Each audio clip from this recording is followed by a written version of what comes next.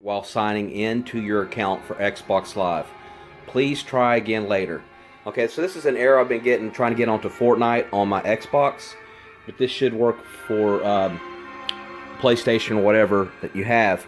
So this will happen like if you have a power outage on your internet and you basically haven't been able to get on with the internet because your internet's down.